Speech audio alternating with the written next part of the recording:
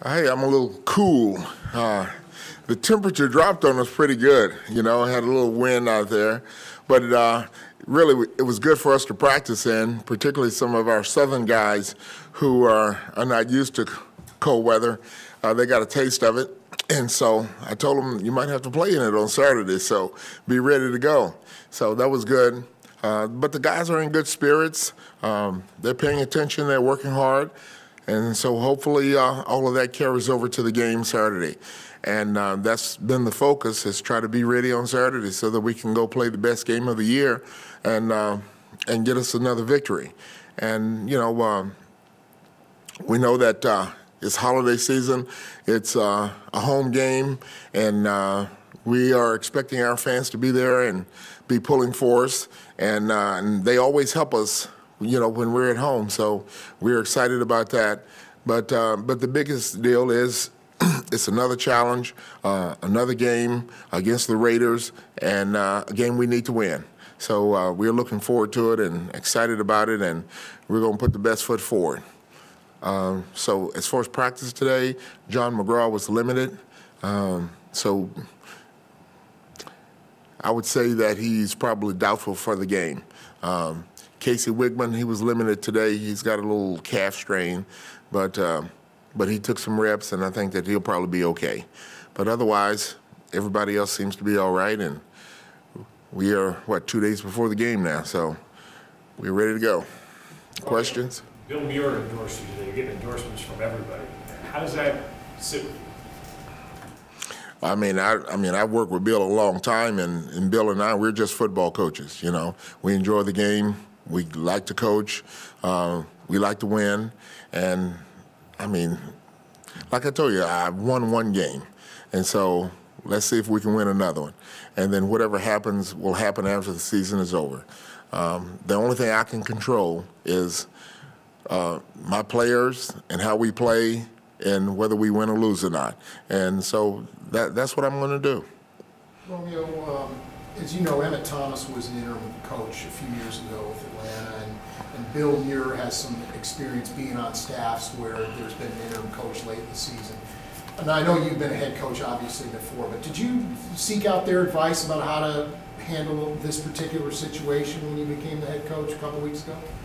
No, not really. I know that I can lean on these guys anytime I want to or need to, and the biggest thing that I've done as far as leaning on them is to let them do their job, and that's been the biggest thing because they are experienced coaches and they know the game of football, and so I just let them do their job, and that's the biggest help they can be to me, and so, and having had experience before, the job, you kind of know what to expect about some aspects of the job. The culture of the organization you're dealing with, you might not know that completely, but because I've been here a little bit, I have an idea about that. So I didn't feel like I needed to call people and say, what do you think about this, or what do you think about that? I know the players. I know most of the people, many of the people in the building, not all the people in the building, but the guys, the people that I work with on a daily basis, I know those guys, and I know what they're about. And so, you just grab it and...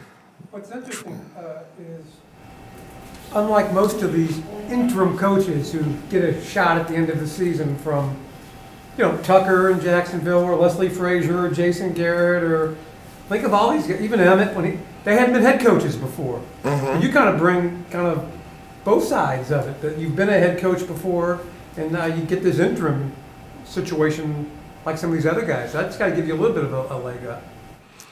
Well, I don't know whether it does or not. They generally interim means interim. When you look around the league, that generally what happens. But, like I say, we're just trying to win the game against the Raiders, and after the season is over, something's going to happen, and it won't happen until then, I believe. So we're going to do the best we can until then. Coach, was there something specific about either Kyle's abilities or the game plan last week that allowed you to utilize so many different receivers, different situations? Well, that was a combination of things, but Kyle was able to go through his progression and get to the open receiver many times, and that occurs when the offensive line gives you time to go through that progression. And the line did a good job of protecting, and Kyle did a good job of reading, and then the receivers, they did a good job of finishing their routes so that they could be open.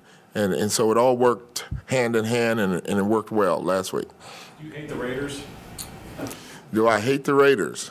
No, to be honest with you, I really don't hate anybody. All right, but I dislike the Raiders because they're a division opponent, and they're going to try to whip me, basically, you know. And I don't like to get beat, and so I'm going to put the best foot forward. I mean, I'm going to do a good job against these guys, you know. But I don't hate the Raiders. I mean, you know, it's a big rivalry. I understand that. And the fans, they might want to hear me say, I hate the Raiders, okay?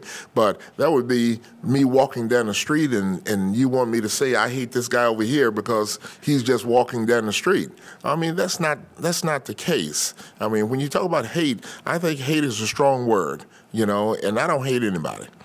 How do you keep from scoreboard watching on Sunday? You're playing at the same time Denver's playing. I mean, I mean, people don't know. How do you do that?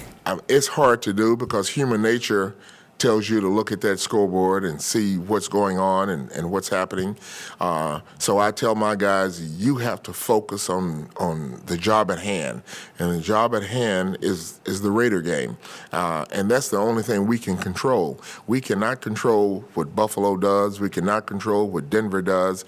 The only thing we can control is what we do. And so if we go do what we're supposed to do and win the game, that's all we can do. You going to allow the scoreboard to be on in the stadium this week for people to see that score, or do you not want to know? Well, I think that scoreboard has been on every time we've played up there, you know, so I don't expect it's going to change.